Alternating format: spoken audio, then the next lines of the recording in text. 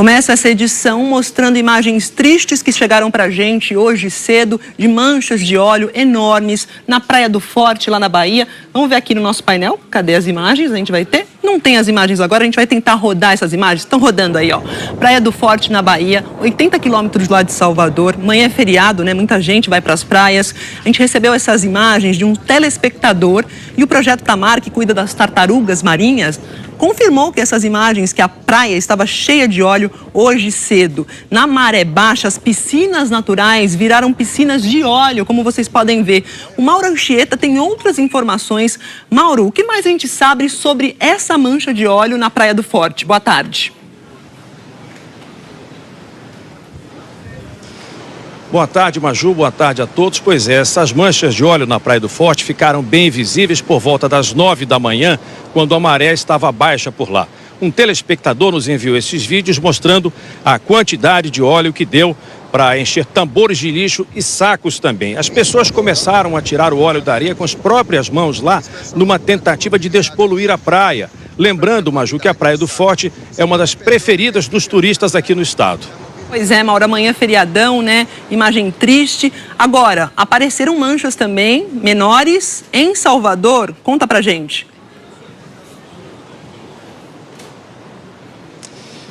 Sim, apareceram.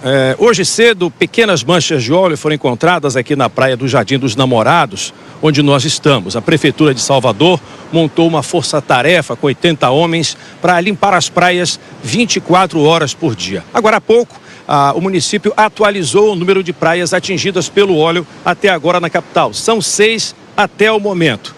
Vamos ver na reportagem. Estas são as primeiras manchas vistas na praia de Placafora, em Salvador. A Marinha esteve no local hoje cedo para uma vistoria.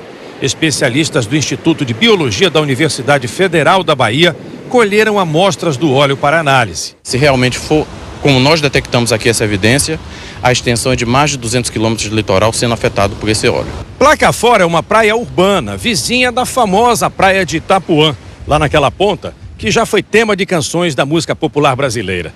Toda essa orla aqui é muito frequentada, principalmente nos fins de semana. E a chegada dessas pequenas manchas de óleo é uma preocupação também para os banhistas. Tem várias crianças que brincam aqui na praia, tem diversas pessoas, né, que vêm para cá curtir, se divertir, chega aqui e encontra óleo pela praia, isso dá um desgosto de vir curtir. Também foram encontradas placas de óleo na praia de Piatã, que fica ao lado. E a prefeitura informou que localizou o material em pequenas quantidades em outras duas praias, Flamengo e Pituba. Na praia de Vilas do Atlântico, em Lauro de Freitas, na região metropolitana, um turista acabou pisando em uma delas. É uma coisa inadmissível, né? Porque você encontrar um desastre desse sem palavras. Toda vez que for avistadas essas manchas, é bom evitar o banho, né? Não ter contato direto com esse óleo, né? O contato com óleo ele deve ser, né, para vias de limpeza de fato, né? De acordo com o IBAMA, subiu para 150 o número de pontos atingidos pelo desastre ambiental. São 68 municípios nos 9 estados do Nordeste. Depois de coletar várias informações, a Marinha disse que está notificando 30 navios-tanque de 10 diferentes bandeiras para avaliar se o vazamento pode ter partido de algum deles. No Conde, um dos municípios mais atingidos até agora na Bahia, continuam os esforços para remover a grande quantidade de óleo nas praias. Foi preciso usar pás para tirar o óleo acumulado desde a semana passada. E tem mais lugares aí com manchas. No litoral do Maranhão, o IBAMA encontrou óleo em mais uma área de conservação, que é a Reserva Extrativista Cururupu.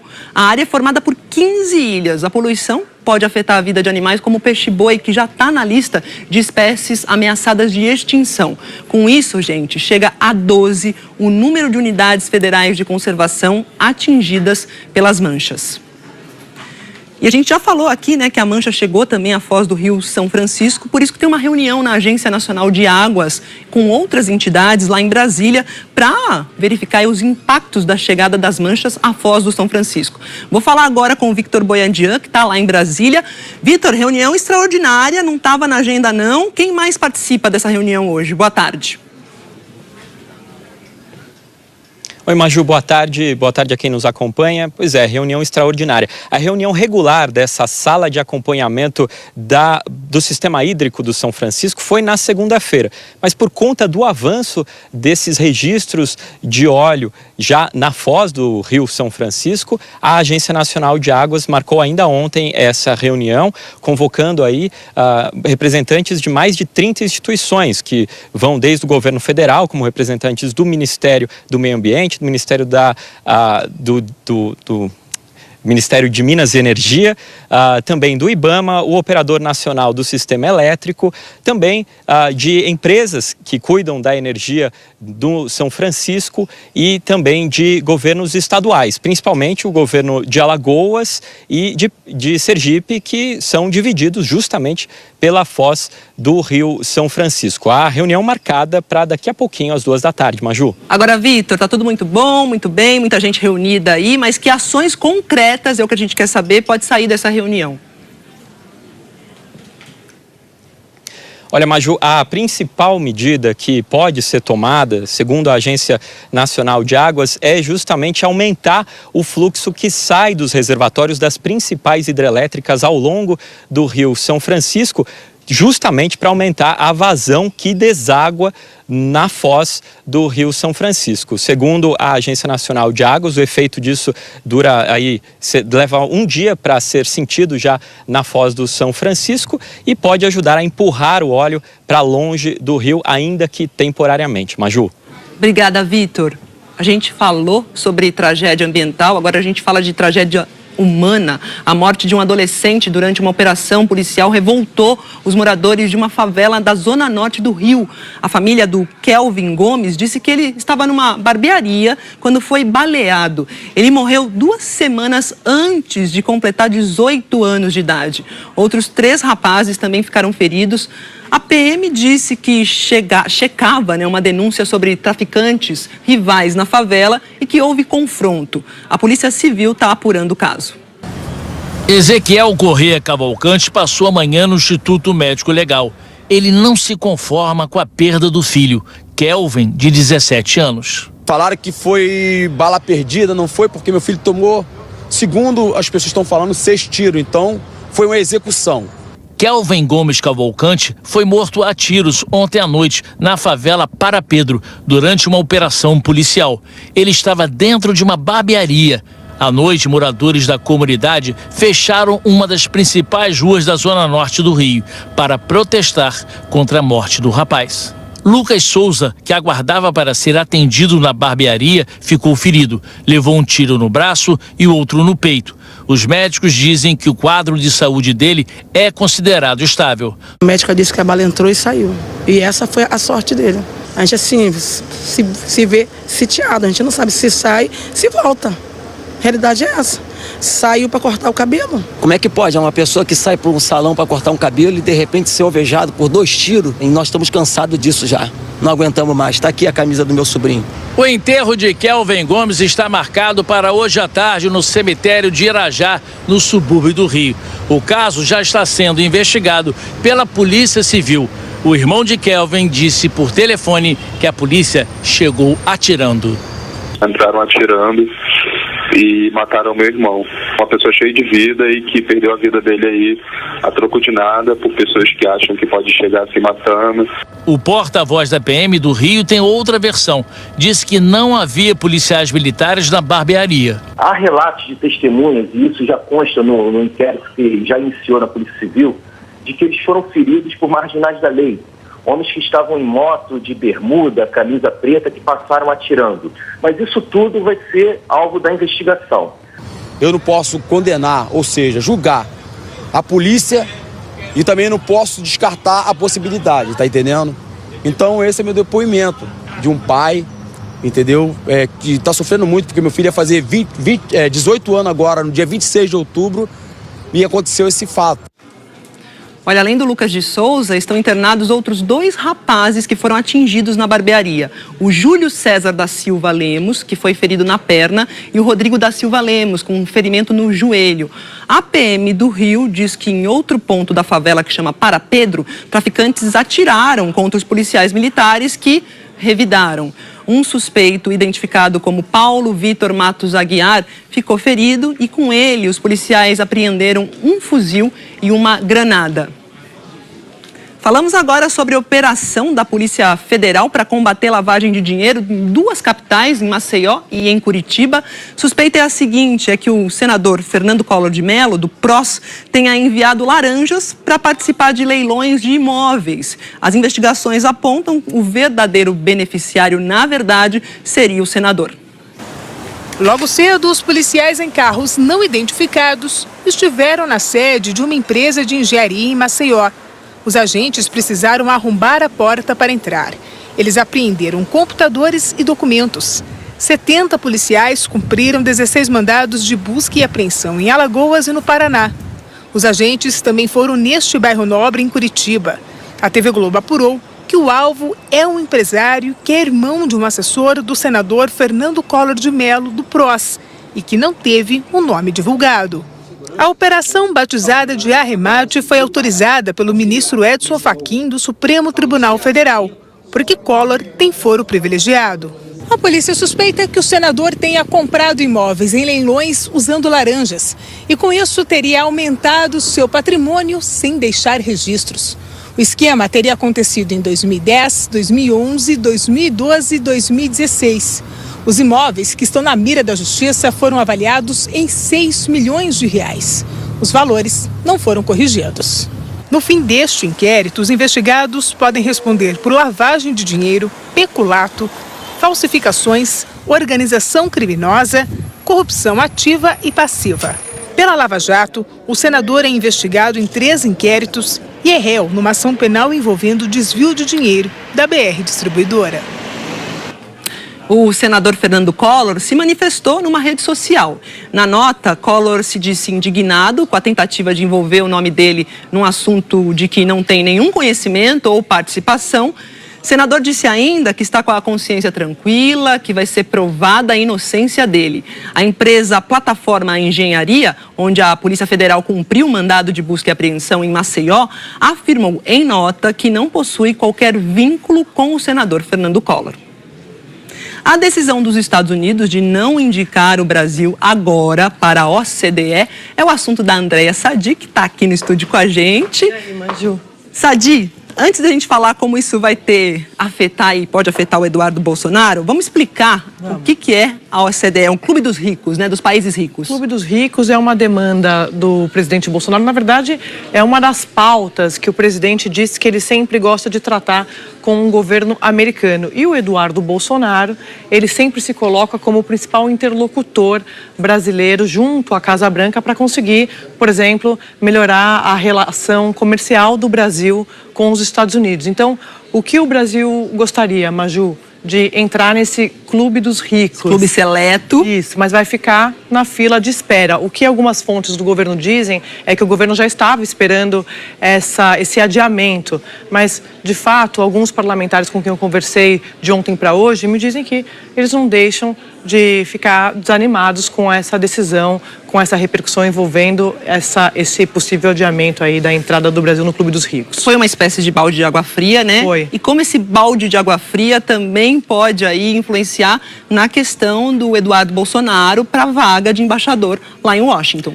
Maju, porque é o seguinte, o principal discurso do Palácio do Planalto junto ao Senado é o seguinte: a gente vai indicar o Eduardo Bolsonaro, deputado federal, um dos filhos do presidente, para a embaixada brasileira nos Estados Unidos, para alinhar, para azeitar essa relação Brasil-Estados Unidos. Mas, segundo os próprios aliados do presidente Jair Bolsonaro, por exemplo, o líder do PSL no Senado, o senador Major Olímpio, ele me disse que ele acha que eles vão ter dificuldades para aprovar a indicação de Eduardo Bolsonaro lá no Senado, porque quando o presidente ele faz a indicação, depois tem que ser aprovada na Comissão de Relações Exteriores, é uma sabatina, uma espécie de entrevista com o indicado e depois vai para o plenário, ou seja, por todos os senadores, todos os senadores da República precisam aprovar essa indicação, chancelar essa indicação à embaixada. E Sadi, só lembrando, né, que a fila andou aí para se entrar nesse clube dos ricos seleto para a Romênia e para a Argentina. Exatamente. O Brasil continua aguardando. Obrigada, Obrigada, Sadi. Olha só, agora a gente vai para o noticiário internacional. O governo do Irã afirma que um navio iraniano foi atingido provavelmente por 2 mísseis no Mar Vermelho. Esse pode ser mais um capítulo no aumento da tensão no Oriente Médio. Vamos ver aqui, ó. A gente vai ver a imagem no nosso painel do navio. É isso, ó. Desde maio a gente estava vendo uma série de ataques a navios e refinarias por lá. A imprensa iraniana diz que o navio atingido é esse que está aparecendo aí para você. A TV estatal diz que ele estava perto da costa da Arábia Saudita. O navio sofreu estragos em 2 tanques e isso teria provocado um vazamento de petróleo no Mar Vermelho. Esse ataque mexeu com os preços do barril, né? Subiram 2% e as autoridades iranianas não apontaram um suspeito de ter feito esse ataque. E os sauditas não comentaram o assunto. No Equador, pelo menos 5 pessoas morreram e mais de 500 ficaram feridas em protestos contra o governo. A gente vem falando sobre isso aqui. Olha as imagens aqui, ó. O que a gente tem, grupos indígenas saíram em marcha pelas ruas de Quito, agora há pouco, em mais um dia de manifestação. Esses protestos começaram na semana passada, depois que o presidente Lenín Moreno anunciou o fim aos subsídios aos combustíveis ontem. Indígenas mantiveram reféns por mais de 10 horas, 10 policiais e também cerca de 30 jornalistas. O presidente Lenín Moreno, esse que você vê agora, disse que está aberto para o diálogo, mas exige paz nas ruas primeiro. E a Turquia intensificou hoje a ofensiva militar contra alvos curdos lá no nordeste da Síria. O conflito já dura 3 dias. Começou depois que o governo dos Estados Unidos anunciou a retirada de tropas americanas da região. Em apenas 3 dias, 300 militares curdos estão mortos, é o que diz estão mortos, é o que diz o Ministério da Defesa turco. Vamos falar sobre esse assunto com o correspondente Tiago Eltz. Tiago, o que o Pentágono disse? O Pentágono se pronunciou. Boa tarde. Oi, boa tarde, Maju. Boa tarde a todos aí no Brasil. O Pentágono divulgou o teor de uma conversa telefônica entre o secretário de Defesa americano e o secretário de Defesa turco, onde o americano pediu que a Turquia interrompa os ataques antes que a situação fique irreparável. Já os governos da União Europeia ameaçaram sanções contra a Turquia, isso depois de o presidente turco, Tayyip Erdogan, dizer que poderia mandar para a Europa os 3.600.000 refugiados sírios que estão na Turquia. O presidente do Conselho da União Europeia disse que não vai aceitar que os refugiados sejam usados como armas de chantagem. E aumenta o temor de que os terroristas do Estado Islâmico, que estão presos pelos curdos, acabem soltos. Autoridades curdas disseram que 5 terroristas fugiram depois que a Turquia bombardeou a área próxima da prisão onde eles estavam. Também divulgaram um vídeo que seria de um campo onde são mantidas as famílias dos terroristas que estariam tentando fugir. Essa fuga teria sido impedida. Segundo a ONU, Maju, o drama humanitário já começou. Cerca de 100.000 pessoas já tiveram que deixar suas casas por causa do conflito. 100.000 pessoas. Bom, vamos deixar conflito de lado, Tiago, vamos falar de paz, porque o Prêmio Nobel da Paz saiu. Quem ganhou foi o primeiro-ministro da Etiópia, um jovem de 43 anos. Ele botou fim num conflito armado entre a Etiópia e a Eritreia, que é um país vizinho à Etiópia. Quase 20 anos aí desse conflito e é o 2º ano seguido que um africano leva o Nobel da Paz. As 6 categorias do Prêmio Nobel são de extremo prestígio. Mas o anúncio do Nobel da Paz é um dos mais esperados. Ethiopian Prime Minister Abiy Ahmed Ali. É que ele chama a atenção para a causa associada ao ganhador. O primeiro-ministro da Etiópia, Abiy Ahmed, foi escolhido pelos esforços para atingir a paz e pela iniciativa de resolver o conflito na fronteira com a vizinha Eritreia. Quando tomou posse ano passado, fez reformas, deu mais espaço às mulheres, libertou presos políticos e abriu as prisões para que a população pudesse visitar e conhecer a realidade do próprio país. Mas o grande feito de Ahmed foi o acordo de paz assinado com o presidente da Eritreia, que pôs fim a quase 20 anos de um conflito armado entre os 2 países. Mais de 100.000 pessoas morreram. Por telefone, Ahmed disse que esse era um prêmio para toda a África. E o secretário-geral da ONU, Antônio Guterres, parabenizou o ganhador. Afirmou que Ahmed conseguiu uma reaproximação histórica com a Eritreia e também que ele é um exemplo para outros países. Ahmed vai receber um prêmio equivalente a R$3.800.000. Entre os favoritos para o Nobel da Paz deste ano estavam a ativista do clima, Greta Thunberg, a primeira-ministra da Nova Zelândia, Jacinda Ardern, pela maneira como lidou com os tiroteios em mesquitas em Christchurch no início do ano. E um brasileiro, o líder indígena Cacique Raoni, que luta pela preservação da Amazônia. E ainda falando sobre paz, amor, no domingo, Irmã Dulce vai virar a Santa Dulce dos pobres. Em Salvador, ela deixou vários legados. O principal é um hospital que atende milhares de pessoas. Uma fila que não para de crescer em um hospital que não deixa de acolher. Todos os dias, 2.000 pessoas são atendidas nas obras sociais Irmã Dulce, em Salvador. Aqui o povo diz que a esperança não morre, né? Então é aqui que a gente acha a esperança. Um lugar conhecido por ser a porta que nunca se fecha para quem precisa de ajuda. Você vê, os hospitais estão na carência cristã e aqui não falta nada ao doente. Então não é fácil, mas tendo fé em Deus a gente consegue tudo. E pensar que tudo começou exatamente aqui. Era o galinheiro do convento onde a freira vivia. Sem ter para onde ir com 70 doentes, foi o único local onde ela encontrou abrigo. E foi assim que há 60 anos nasceu o Hospital Santo Antônio, um dos maiores complexos de saúde 100% SUS do país. Mais de 2 milhões de procedimentos ambulatoriais e 12.000 cirurgias são feitos por ano nas obras sociais Irmã Dulce. E mais de 11.000 atendimentos por mês para tratamento do câncer. Emilene descobriu um câncer de mama há 9 meses. Ela é evangélica, mas reconhece o legado da freira baiana. Eu creio, né, que Irmã Dulce, ela foi uma mulher usada por Deus, né, uma mulher abençoada. E veio ao mundo para abençoar pessoas, né? E hoje eu agradeço a ela. Aqui a medicina vai além do tratamento. Médicos e enfermeiros caminham unidos pelo afeto, um modelo humanizado de atendimento que Irmã Dulce conseguiu implantar. O esforço meu em relação ao que Deus faz é nada, né? Porque Deus é quem faz tudo, a gente é só instrumento nas mãos dele. Além da ciência, a parte espiritual conta muito quando a gente fala de cuidar de pessoas. E trabalhar aqui é perceber essa atmosfera da humanização, do cuidado, de entender a importância de pensar na dignidade do ser humano. Ao lado do hospital fica o santuário dedicado à freira, que logo vai virar Santa Dulce dos Pobres. Um lugar onde ela sempre rezou. Hoje é ela quem está no altar. Irmã Dulce significa uma mãe assim que acolhe todos nós, de pobre, rico, sem valor. É uma mãe que não tem explicação.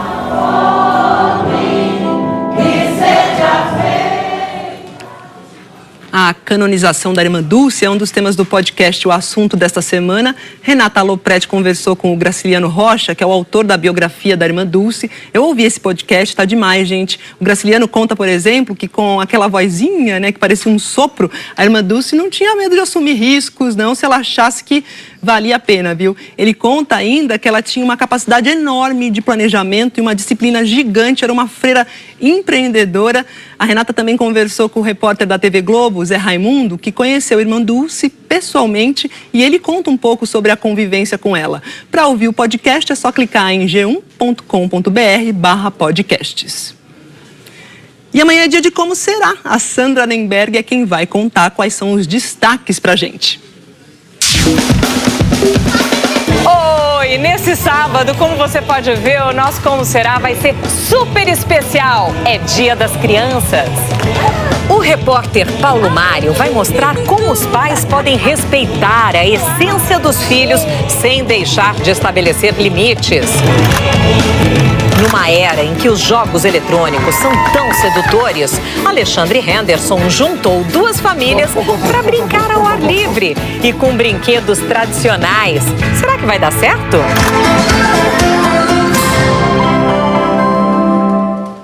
E todo sábado também tem podcast novo do Como Será. O tema de amanhã é dívidas, é só procurar em comoserá.com ou na página g1.com.br/podcasts. E ainda as manifestações de fé de católicos no Pará e no interior de São Paulo. E a seguir, um feirão para limpar o nome levou uma multidão para uma fila em Fortaleza. E o setor de serviços recuou em agosto e teve a 5ª queda no ano. Até já. Até já.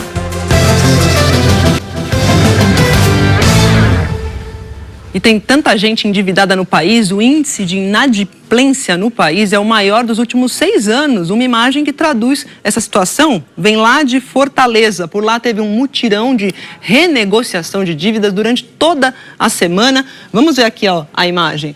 Isso aqui, ó. No primeiro dia foram distribuídas 200 senhas. Hoje, o último dia, foram 1.200. Mais de 80% das pessoas que foram a esse mutirão queriam negociar dívida com o banco. O restante foi pagar contas de luz, água, telefone. Esse foi o 6º ano seguido que o Procon de Fortaleza fez esse tipo de mutirão. Um dos setores mais importantes da economia no país é o setor de serviços e hoje foi divulgada uma notícia ruim. Foi o 5º mês de queda. Cuidar da aparência deixou de fazer parte da rotina de toda semana para muita gente. Nesse salão de beleza na zona sul do Rio, o movimento não é mais o mesmo. Elas não deixam de vir, mas não vêm com tanta frequência, como vinha toda semana. Ficou espaçado de 15 a 20 dias. Tiram isso no faturamento? Com certeza, totalmente. A queda no movimento desse salão é um exemplo do número divulgado hoje pelo IBGE. O volume de serviços recuou 0,2% em agosto na comparação com julho. Foi o 5º resultado negativo do setor este ano. O turismo caiu no mês e também em um ano. Na comparação com agosto do ano passado, reduziu 2,9%, pressionado principalmente pela queda no faturamento das companhias aéreas. Em um mês, 3 das 5 atividades de serviços recuaram. O desempenho dos transportes tem cerca de 30% de peso na participação do setor de serviços, o que pode ajudar a esclarecer a taxa negativa. Os economistas explicam que o comportamento dos números está associado à atividade da indústria brasileira. Então, enquanto a atividade industrial não reagir, determinados segmentos, principalmente de serviços, também vão encontrar dificuldades para ter uma reação um pouco mais forte. 1 em cada 3 brasileiros joga videogame. E o que era apenas hobby está virando profissão de muita gente. Caminhar pelo pavilhão de corredores abarrotados da Brasil Game Show é um passeio à parte. Mais ou menos como se os personagens dos jogos saltassem das telas e fossem parar na nossa frente. Ultra! Crianças, adolescentes, adultos. Todo mundo aqui entregue aos encantos virtuais. Perdemos. Deu pra perceber. Aliás, a maioria, como o Daniel, tá só pra curtir. Mas passeando por aqui, a gente encontra também muita gente que vive de games. Este espaço, por exemplo, é dedicado aos desenvolvedores independentes. Eles produzem jogos 100% nacionais. Longe das batalhas épicas, o lema aqui é diversão com propósito. Eu fui fazer o trabalho na casa de uma cliente que tinha um filho autista. E conversando com a mãe dela, que dizia que quando ela não tinha o computador, que ela ficava sem ter o que fazer, ela ficava agitada, às vezes agressiva. E aí eu comecei a pensar em algo que pudesse ajudar. Não é de hoje que a indústria de games tem números impressionantes no Brasil. Só em 2019, esse mercado deve faturar 1 bilhão e 600 milhões de reais, graças a mais de 75 milhões de jogadores. E quer saber mais? Tem muita gente mudando radicalmente de vida para fazer parte desse universo. Pelas fotos já dá para perceber que o Dimas é do ramo.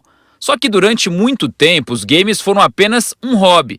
Até que no começo deste ano, o jornalista com mais de 10 anos de carreira no mundo corporativo decidiu largar a profissão aqui no Brasil e entrar numa universidade de desenvolvimento de games em Colônia, na Alemanha. Quando era adolescente, nunca imaginava que um dia eu ia ter a oportunidade de trabalhar com videogame. Eu realmente achava que aquilo era uma brincadeira, é uma profissão que a gente realmente vê que é do futuro, ou seja, o mercado está em plena expansão, então é aliar mesmo a oportunidade com aquilo que a gente tem vontade de fazer. Ainda hoje, os incêndios florestais nos Estados Unidos e, a seguir, a previsão do tempo para todo o Brasil e as manifestações de fé de católicos no Pará e no interior de São Paulo. Até já!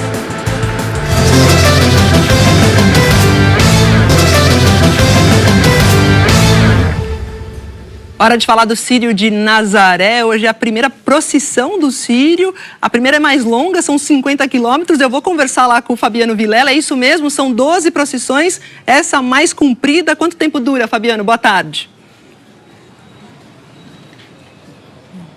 Oi, Maju. Boa tarde a todos. A romaria de hoje tem 10 horas de duração. A gente está aqui em frente à Basílica Santuário de Nazaré, que fica movimentada o dia todo e de onde saiu, por volta das 8 da manhã, depois de uma missa, a imagem peregrina de Nossa Senhora de Nazaré. Essa imagem que é conduzida pela romaria de hoje ao longo de 50 quilômetros de percurso, passando aí por 3 municípios da região metropolitana de Belém, e aí no caminho... Ah, caiu o Fabiano. Estava falando do Círio de Nazaré. E agora a gente vai falar, a gente interrompe agora o Círio de Nazaré, a gente vê se consegue falar com o Fabiano daqui a pouquinho. Vamos para outra celebração, porque amanhã é dia de Nossa Senhora Aparecida, padroeira do Brasil. Tem programação especial no Santuário de Aparecida no interior de São Paulo. Milhares de pessoas de várias cidades estão caminhando com fé, estão indo para lá para pedir bênçãos e agradecer. O nascer do sol ilumina o caminho e dá mais força aos peregrinos. Os faróis dos veículos ajudam a guiar os pés cansados pela rodovia Presidente Dutra. Para esse grupo de Jacareí, a peregrinação começou ontem. A Márcia caminha lado a lado com o filho, desempregado. Por causa do filho, né, que a gente não faz. O Nelson saiu sozinho de Santa Branca. Ele tem 65 anos e carrega uma cruz com pedidos de bênção assinada por amigos e pessoas que encontra no caminho. Eu acho que cada um que está aqui é a mesma fé, não muda nada, né? Agora eu venho com a cruz porque ela me liberta dos perigos. O calor torna o percurso mais difícil, mas os romeiros não estão sozinhos. Para recuperar a energia, eles contam com pontos de apoio mantidos por voluntários. Esse aqui fica em São José dos Campos e é um dos mais antigos. Funciona há 8 anos. Toda a comida vem de doação. 350 pessoas se revezam por aqui. Enquanto Deus me der força e vida, eu quero continuar fazendo esse trabalho, que é um trabalho de amor ao próximo. A caminhada dos romeiros até o Santuário de Aparecida é uma grande demonstração de fé dos católicos, mas nessa grande rede de solidariedade que é montada ao longo da rodovia, há espaço para outras crenças e religiões que se unem em um único sentimento: de ajudar quem precisa. A Luciane é umbandista. Cada um está fazendo a sua parte da melhor forma que possível, mas para ajudar o próximo. Quando acaba o estoque de um, o outro divide o que tem. Não existe rivalidade para Nossa Senhora, para ajudar os nossos irmãos que estão peregrinando na Dutra aí, não tem essa de rivalidade não. E quem enfrenta horas de caminhada agradece. A gente vem, né, na fé para caminhar, se a gente sabe que não é fácil, então assim, é muito bonito e muito gratificante ver essas pessoas assim trabalhando com alegria, que é o mais importante. A gente conseguiu retomar o contato com o Fabiano Vilela lá em Belém, que ele estava falando sobre o Círio de Nazaré. Fabiano, você dizia que a procissão de hoje, que é a mais longa, deve durar 10 horas, é isso mesmo, né? É isso, Maju. Essa romaria dura 10 horas, ela saiu por volta das 8 da manhã aqui da Basílica Santuário de Nazaré e segue em procissão por 3 municípios da região metropolitana de Belém. No caminho recebe mais de 40 homenagens na porta de escolas, hospitais, também em paróquias e também dos moradores que se reúnem nas ruas aí para agradecer a padroeira dos paraenses. A procissão está na metade, já tem mais de 25 quilômetros aí que os fiéis já percorreram. E lembrando que no domingo acontece a maior das procissões, quando 2 milhões de fiéis são esperados nas ruas do centro de Belém, Maju. E Fabiano, o forte a gente sabe é aí no Pará, mas essa tradição está se espalhando também por outras cidades do país e até mesmo por cidades estrangeiras. Maju, o Círio ocorre em 11 estados. Tá? A lista é grande, além do Pará, tem em Rondônia, Amazonas, Amapá, Acre, Tocantins. No Sudeste, no Rio de Janeiro, há 11 anos. Em São Paulo, aí em São Paulo também. E em Pernambuco e no Ceará acontece pela primeira vez. E o Círio também é internacional, porque há 20 anos a procissão ocorre em Caiena, na capital da Guiana Francesa, Maju. Obrigada, Fabiano. Até mais. E agora a gente vai falar da previsão do tempo. Eliana Marques está chegando, véspera de 12 de outubro, Aparecida, Círio de Nazaré. Pelo menos aqui em São Paulo, muita gente vai sair para pegar a estrada, né? A gente está acostumado já com véspera de feriado. Ele não adora, né? Um feriado, adora, né, uma fila, uma estrada, feriado. O que a gente tem para essas pessoas que vão botar pé na estrada hoje? Boa tarde. Vamos lá, boa tarde para você, boa tarde a todos. O sol está brilhando forte desde cedo, né? Mas olha, tem possibilidade de pancadas de chuva nas próximas horas aqui na Grande São Paulo. A gente vai ver como é que está nesse momento. Imagens ao vivo da capital paulista, Marginal Tietê, que é uma das rotas de saída da cidade. O motorista que pegar a estrada em direção ao norte do estado e ao Vale do Paraíba, onde fica o Santuário de Aparecida, pode dar de cara com a chuva. Já em relação ao sul do estado, aí não, Maju, aí é tempo firme. Temperatura agora de 28 graus aqui em São Paulo e a gente vai para os 30 de máxima. 28 graus. Teve aquela gangorra mesmo que a gente comentou na semana, né? Foi. São Paulo. Agora quero saber de todo o Brasil. Vamos lá. Previsão de pancadas de chuva também ali no sul de Minas Gerais, no Triângulo Mineiro, passando aqui, olha, pelo sul de Goiás, Mato Grosso do Sul, Mato Grosso, quase toda a região norte. Menos nessa área aqui em amarelo, entre parte do Pará e do Amapá. Possibilidade de pancadas de chuva também no extremo sul do Brasil, lá no Rio Grande do Sul, por causa de uma nova frente fria, e do litoral do Maranhão até parte aqui do oeste do Piauí. Chuva mais fraca no litoral nordestino, entre Rio Grande do Norte e Bahia. E aí, claro, bastante sol, onde o nosso mapa tá amarelo, né? Bom, a gente vai dar agora um giro por alguns desses locais aí com tempo firme, começando pelo Rio de Janeiro, onde para de chover a partir de hoje, no fim de semana. Imagem linda da Lagoa Rodrigo de Freitas, com máxima de 32 graus hoje no Rio. Do Rio para Fortaleza, com tempo bem firme, máxima de 32 graus também. E agora chegamos a Goiânia, que terá sol a tarde toda e o calor, olha, promete chegar aos 34 graus hoje. Encerramos esse giro aí com Porto Alegre, Rio Guaíba, lá no fundo da nossa imagem. Olha, a temperatura está em 36 graus agora, Maju. Essa é a máxima, sem chuva em Porto Alegre também. E Eliana, tá chegando o fim de semana, de feriadão, de diversão. E aí? Bom, vamos lá. Fim de semana, a única mudança assim, significativa é no domingo e no sul do Rio Grande do Sul, onde aumenta o risco de temporal. Em Belém, onde a gente viu há pouco, né, tem a festa do Círio de Nazaré até domingo. Olha, previsão de chuva todo dia, mas são aquelas pancadas rápidas que os moradores de lá já estão bem acostumados. Em Aparecida, São Paulo, para onde foram muitos romeiros a semana toda, olha, um sábado inteirinho de sol e muito calor. E em grande parte do litoral brasileiro, o fim de semana vai ser de praia. A gente separou aqui, olha, Balneário Camboriú em Santa Catarina, Caraguatatuba aqui em São Paulo, Búzios no Rio de Janeiro, Guarapari no Espírito Santo, todas elas com um sábado ensolarado e bem quente. Maragogi, que fica em Alagoas, lugar lindo também, pode ter chuva, mas é uma chuvica, viu, Maju? Pouquinha, só para refrescar um pouco o calorão mesmo. Passageira, ligeirinha. Obrigada, Eli. Até segunda. Até segunda, bom fim de semana. Tchau, tchau. E a seguir, a destruição provocada pelo fogo na Califórnia, nos Estados Unidos. E as atrações do festival Lollapalooza. Até já.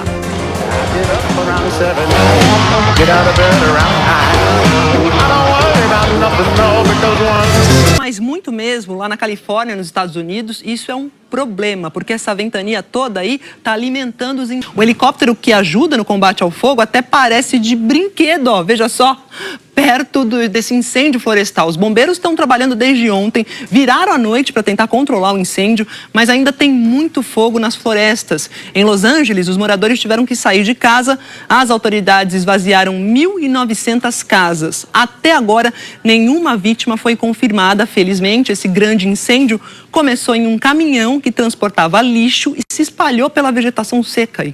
A temporada de queimadas na Califórnia no ano passado foi a pior até hoje. Foram 8.500 focos e 100 pessoas morreram. Vamos falar agora do Lollapalooza 2020. Os organizadores divulgaram as atrações da próxima edição em São Paulo e os fãs já estão, enlouquecendo. Na lista tem gente consagrada e artistas em ascensão. Eles estão vindo. O hard rock do Guns N' Roses está garantido no palco do Lollapalooza do ano que vem. Fã da banda californiana, Clara Aguilar tem até tatuagem de capa de disco na perna. E muitas memórias, como a do aniversário especial 9 anos atrás, ao lado do vocalista Axl Rose. Estava hospedada no hotel para tentar tirar uma foto. O Axl chegou super de bom humor. Nossa, a gente brindou, ele me deu happy birthday. Eu fiquei, toda feliz. Se você achou muito, olha o acervo de Eduardo. O Steven Adler, que é o baterista original, e eu ganhei essa pele dele. autografada. Tem também discos antigos, a palheta do baixista Duff e fotos de momentos inesquecíveis. Minha foto com o Slash, eu tirei em 95, eu era bem moleque. E quando você soube que eles iam tocar no Lola? Aquele sentimento, né? Vamos de novo, tudo de novo.